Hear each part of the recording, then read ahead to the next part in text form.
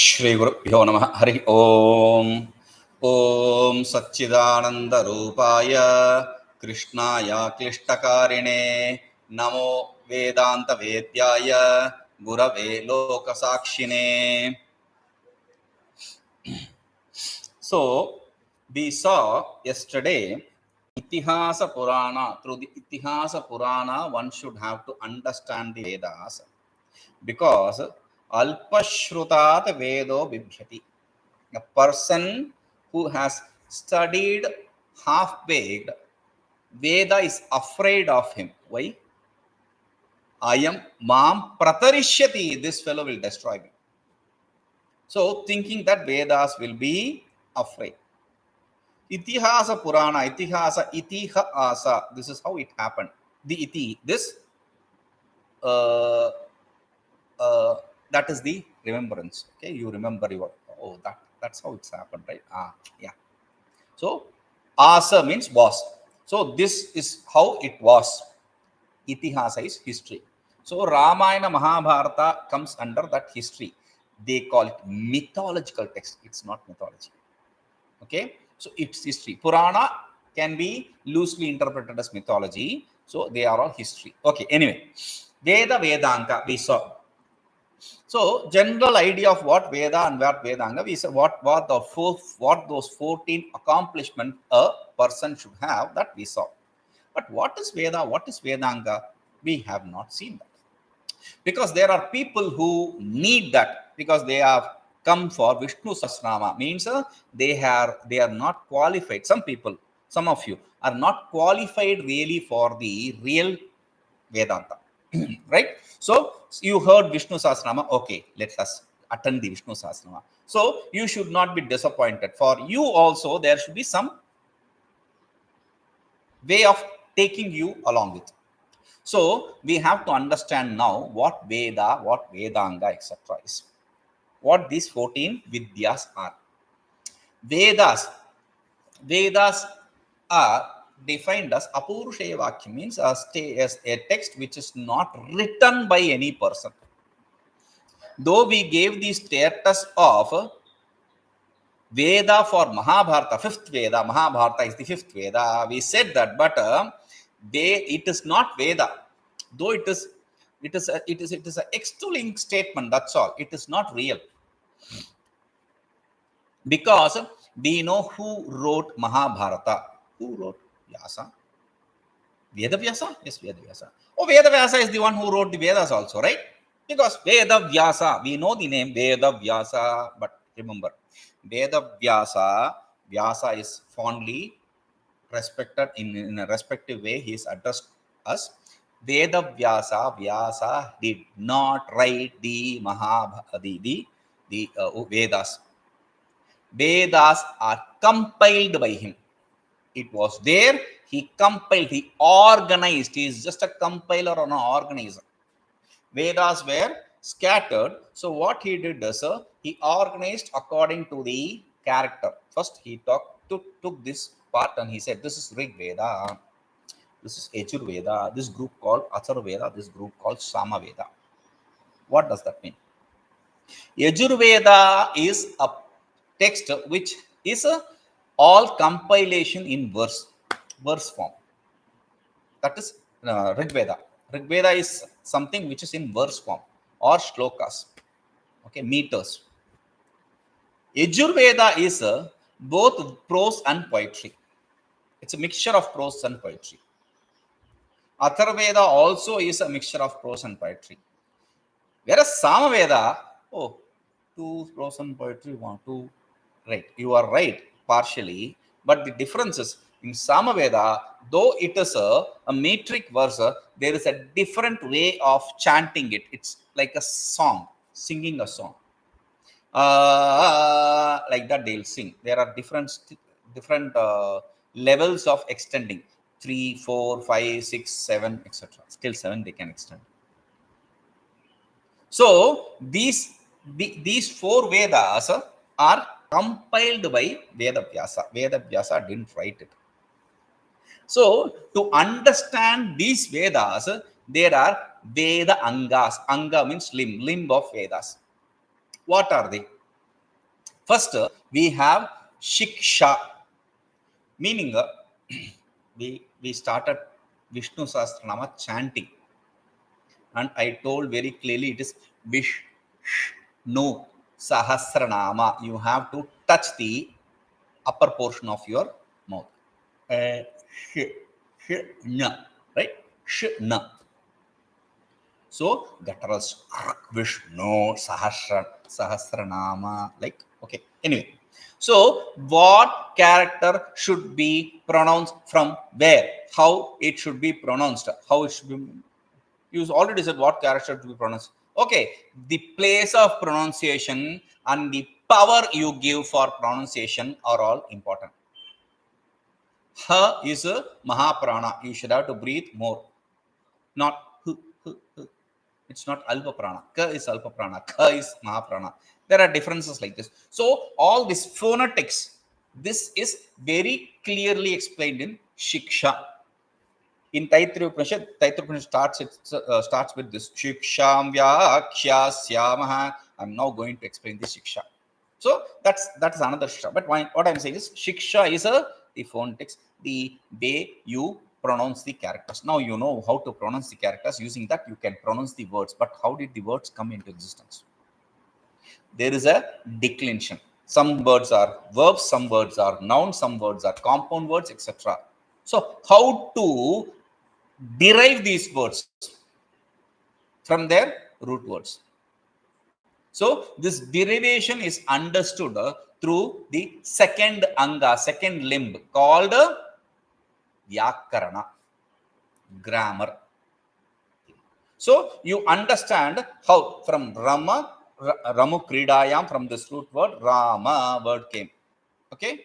You know the grammar, but using this grammar, you are not creating any new word. You are only recreating the words that exist. You are only understanding, analyzing the word that exists already. Okay. So, Yoginam Hrudeyo Ramante Sa Ramaha. Otherwise, what is Rama? Who is Rama? Rama is Dasharatha's son, the king of Ayodhya. There is Parashurama also. Then, so you cannot understand it without the grammar.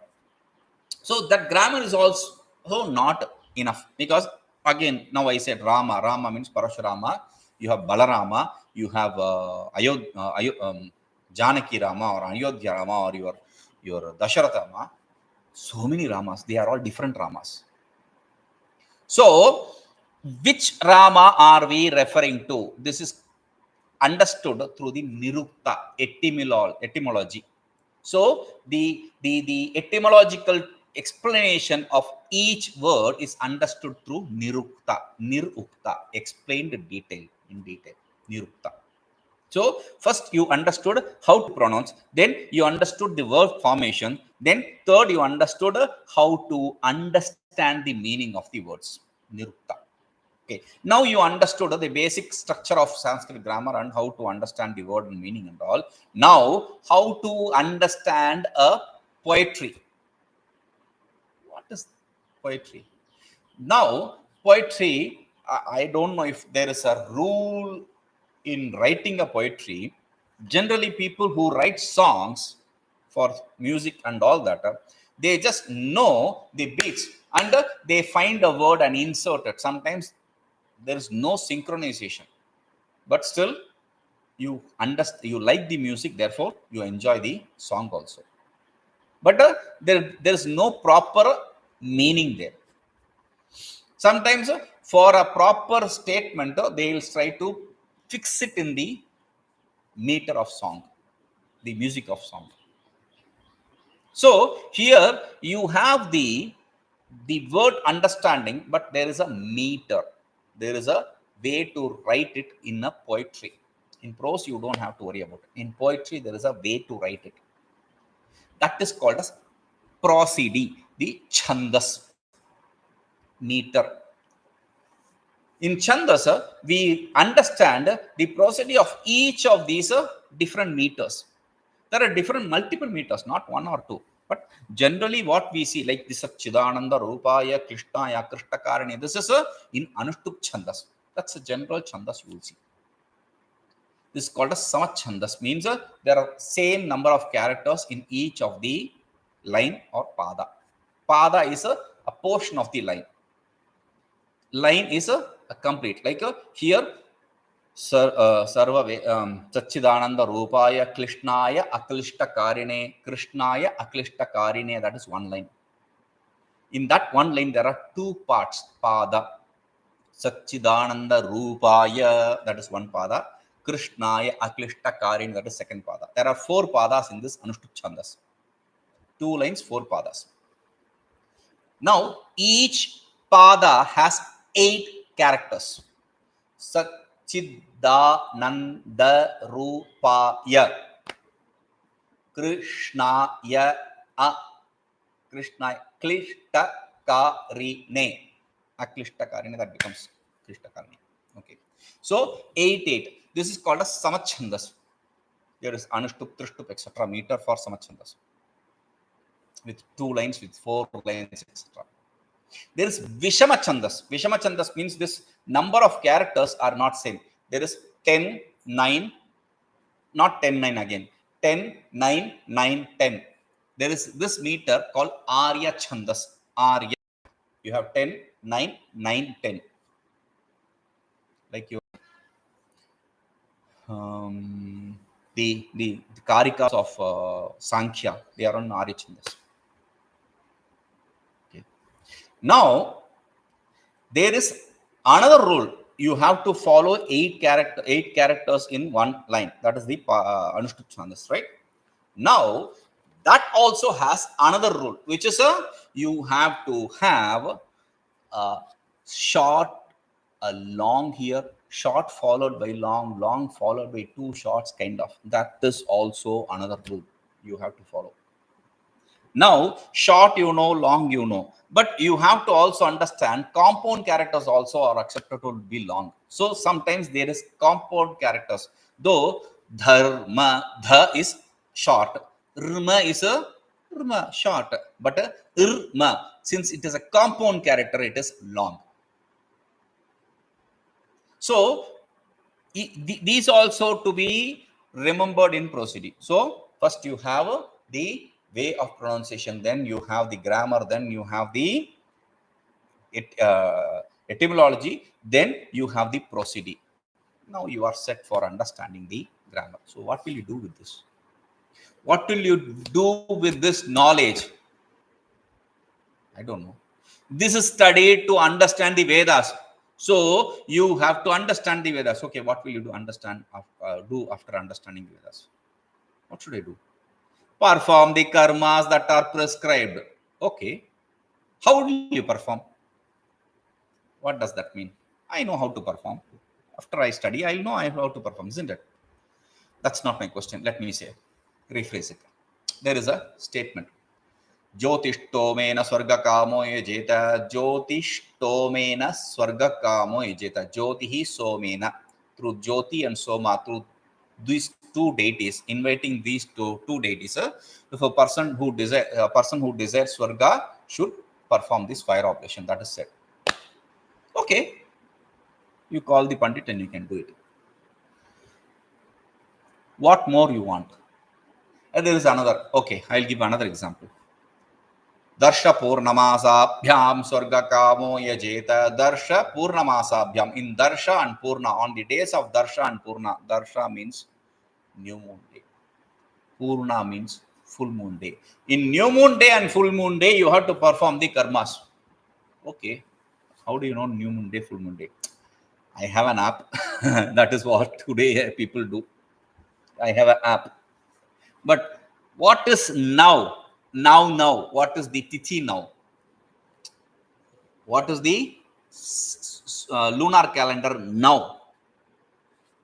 I don't know. There, till this, it is Purnima. Before this, it is not Purnima. For Chaturdashi, etc., it will say. But we have app now. Then they didn't need app. While going out, they see the movement of the star or whatever. Based on that, they calculate. They understand the astronomy and astrology. Astrology is not to predict your future. It is to understand what is to be done and what is not to be done, how to do it.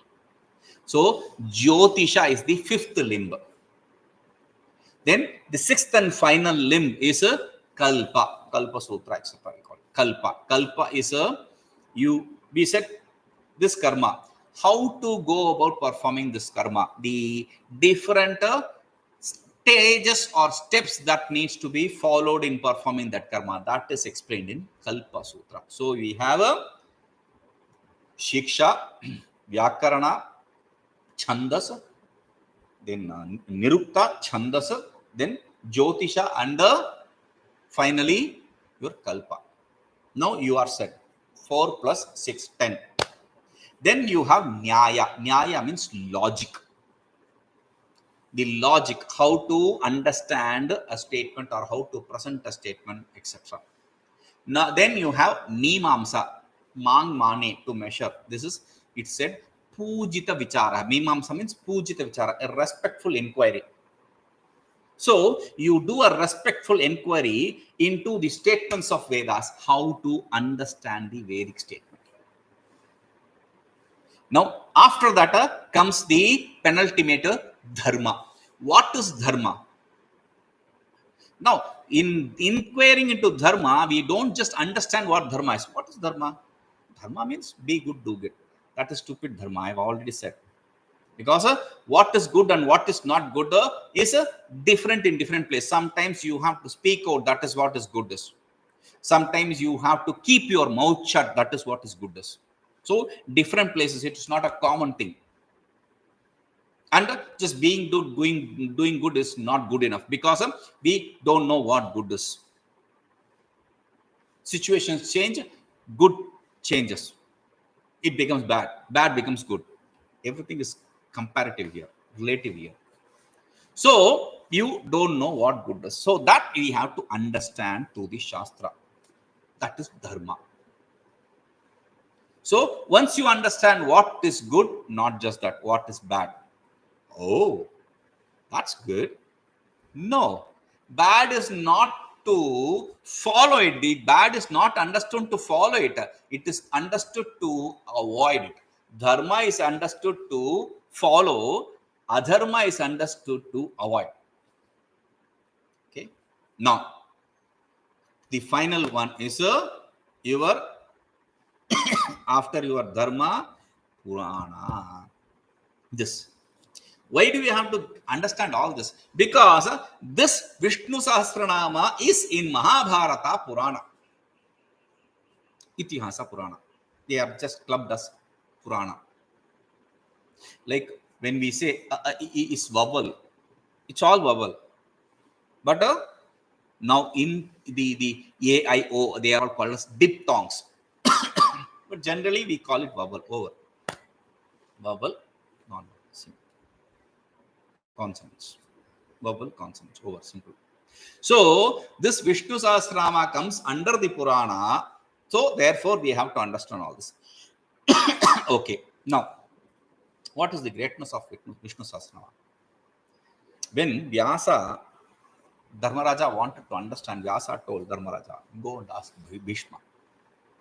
He knows. He is a person who understands.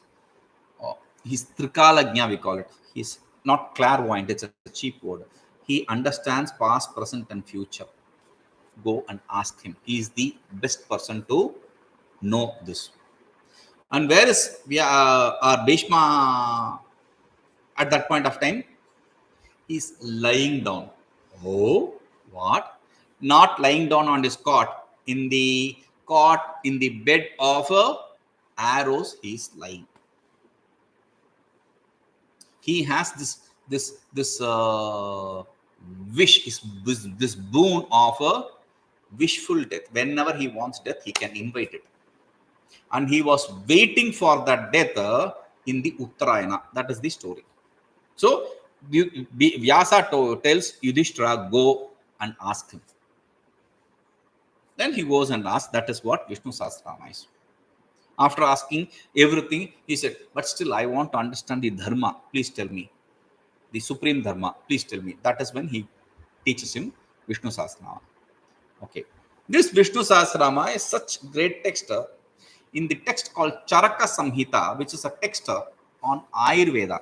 It's not even spirituality, it is Ayurveda. But everything is spiritual for us. It's a complete lifestyle. Hinduism is a complete lifestyle. So everything is intertwined.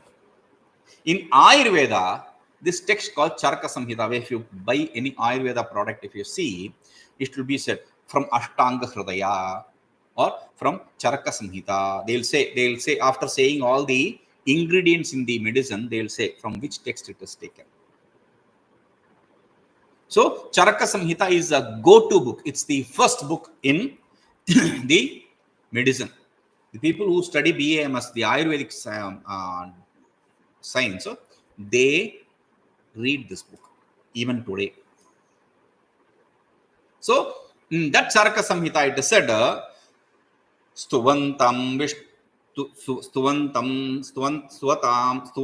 sahasrena jvaradya bohati. A person who chants this Vishnu Sahasranama gets rid of the fever. He is relieved of his fever. And there are many other diseases in which this Vishnu Sahasranama is given as an antidote. Chant this, it will go. So this is in medicine. And there is one text. This is an important thing. That is why it has to be said. Gajendra Moksha. In this Gajendra Moksha text, it is said, Gajendra Moksha is a part of the Bhagavata story. It's one small story where this elephant gets stuck in the pond because it is caught by a crocodile. This fellow thought, the crocodile is powerful in the water. This fellow decided, oh, I'm gone now. Okay, finally, let me pray to Vishnu. So he takes a flower from there, lotus from there, and presents it to Vishnu, chanting this Sahasranama. Vishnuji sees, oh, my devotee is in trouble. Let me go. Let us go. Come. He calls Garuda and flies there and saves Gajendra. Gaja Indra, the elephant king. So there, this Vishnu Sahasranama. Okay, so what? Point is Gajendra Moksha, liberation of Gajendra. There it is said, if anyone listens to this or preaches this, teaches this, he will be liberated. In that Gajendra Moksha, the means for liberation is this Vishnu Sahasranama. That is the superiority, the greatness of this Vishnu Sahasranama. Okay. Then, other than that, it is said in other text, Dharma text, Mahapatakat Pramunchate. It leaves you from great sins. There are general sins, ordinary sins, and there are big sins. So this Vishnu Sahasranama chanting relieves you from great sins, like killing the Brahmin or killing the cow, etc. Does not mean you, after learning the chanting, you can go on a killing spree. So we are not making you psychos. The understanding is, it will, if unbeknown to you, whatever sin happens, you will get rid of it. That is what the idea is. Now, who can chant it? Whether it is a person of different caste, Brahmana, Kshatriya, Vaishya, Shudra, does not matter, of different class, like Brahmachari, Grasta, Vanaprastha, and Sannyasi. Caste, class, or age, a child, an old person, or a sick person, a healthy person, does not really matter. In fact, even a Nastika can do it. Nastika, literally translated, is atheist. Even atheist chanted. Atheist, the Nastika word is misrepresented, misunderstood. Nastika does not mean a person who does not believe in God. Nastika means a person who does not believe in Veda to be the valid testimony. That is why Buddhists believe in God, Jainas believe in God, but they are not Astikas, they are Nastikas. So, Even the Nastikas who don't believe in God believe in Vishnu. What? I'll tell you a story. In Trivandrum, Trivandrum is a place which is the seat of Ananta Padmanabha. Ananta Padmanabha. Vishnu in a reclining pose. Very peaceful. The whole city belongs to him. There is a from the main road you have to go to the right side of the main road. There is a small Ganapati temple. That Ganapati temple is in the main road. Okay, this side adjacent to the main road, and people who want anything to be successful in anything, they go to this this Ganapati temple, or they just break a coconut there. If they can't go to the Vishnu temple, they just break a coconut and pray. Please, Ganapati, get this done. Okay, that everyone does. Wait. The people who don't believe in God, the leftist, they also do that. When they start a strike, they start with breaking a coconut there for the strike to be successful. Leftist. And other atheists, they either do it themselves during the election period or make their wives do it. This all happens. So even Nastikas do this. Vishnu Sahasranama chanting. That is the greatness of this Vishnu Sahasranama. Regarding this Nastika thing, I because it's you can Mahapatakat, you can get rid of great sin, right? So regarding this, I remember a story some 10-15 years ago. I'm not sure. I'd come from Rishikesh. I was in Bangalore. So this where I was staying, the neighbor lady,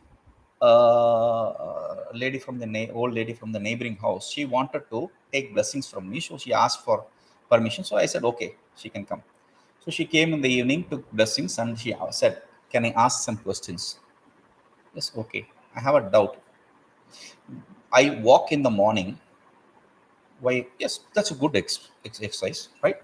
So while walking, I chant Vishnu Sahasranama. Okay, very good. The question is, what's your question? The question is, I don't take bath before walking. I come back and take bath. So is it right or not? I said Vishnu Sahasranama very clearly says, even one name later, Shri Rama Rama Rameti Rame Rame Manorame Sahasranama Tattulyam Ramana. Sahasranama Tattulyam. It is that one name is equivalent to Sahasranama. It is said. Now, even one name can get rid of the great sins. This is a very small sin. Not taking bath and chanting Vishnu Sahasranama is small sin. That sin also will be washed off. See, there are 1,000 names. First name, wash off the sin. 909 names punya you have. Why do you have to worry about it? Do it. That's not a big sin. Now she is happy. Yeah, I'm doing something right. Now she wants a certificate for another stupidity. Why I say stupidity is some person. Not naming of people. So from somebody she heard while going out, when you see beautiful flowers, you just surrender it to God. And they give an example of Bhima, one of the 5 Pandavas. Bhima is a very hefty fellow. He always eats. Now he doesn't have time for. He has a big land and a big garden with flowers. He doesn't have time for that. He says, Shiva, it's all for you. Gone. And he is going to eat. His job. Now, giving that an example, you also surrender all the flowers which you see, the beautiful flowers which you see to God. I follow it very clearly. I said that idiot, that person who said is an idiot, does not know what Shastras say. Okay. Now, I'll explain what it is. This is wrong. Why? Bhima didn't do it from your garden. He had his own garden where he surrendered all the flowers of his garden. So you are surrendering the flower of somebody's garden, which he has planted that flower for his god. Now if you have already surrendered, that flower is called as nirmalya. Now if it touches his feet, or if it falls down, and if it touches his feet, or if he surrenders it to, if he presents it to some other god, that is a sin. You cannot reuse the same flower again to another god. It's nirmalya. For example, let me explain. When you come from Rishikesh to Chennai, Rishikesh, Itarsi, etc., then you come to Vijayawada, then you come to Chennai. Why I am saying this route is, this is the route you travel, right? In this route, if you cross Narmada, when you come from there, if you bring Ganges water, if you cross Narmada, that Ganges water is cannot be used for puja. It cannot be used for puja because it has become nirmalya. It has become used because of crossing. Because of crossing Narmada, how can water be used? Because of crossing another river. Narmada is famous for Banalingas, natural Shivalingas. So this Ganges has already been surrendered, that Abhishek of, or offered to Shiva. So it has become Nirmala. That is why people go to Calcutta, and in the seashore area, on that path they come. They don't cross Narmada. Okay, so similarly here, you offering the flower to other god is wrong. Cannot be right. That becomes nirmalya. He cannot use it for his puja. So this Vishnu Sahasranama is such a potent mantra, japa mantra. It is a shloka for, it's not just a shloka, it is a mantra, it's for japa. So here we have a one bhashya written by Bhagavan Bhashyakara, and there is another one written by Parashara Bhatta. We will take the Parashara Bhatta's commentary. We will understand it. I'm not going to read word by word. Bhagavan Bhashyakara's, I'm going to, Shankaracharya Bhagavan's, I'm going to read word by word. But Parashara Bhatta is a person who is explaining it in the sense of duality. Because there are people who see, oh, Vishnu Sahasranama, let me also attend. So for them, to accommodate them, we will use the teaching of Parashara Bhatta and explain the meaning of the names. And then we will start the bhashya. While doing the bhashya, for people who have the knowledge of Vedanta, who want to understand Vedanta, for them, who are interested in Vedanta, for them, this Parashara Bhatta's commentary, the idea there will become an opponent, Purvapaksha. And we will explain it using bhashya and also Taraka Brahmananda Saraswati Swami's commentary. I will not read the commentary also. I'll just read the bhashya. Okay, so we'll try to understand in this way. We'll see. Om Purnamada Purnamidam Purnat Purnamadachyate Purnasya Purnamadaya Purnameva Vashishyate. Om Shanti Shanti Shanti.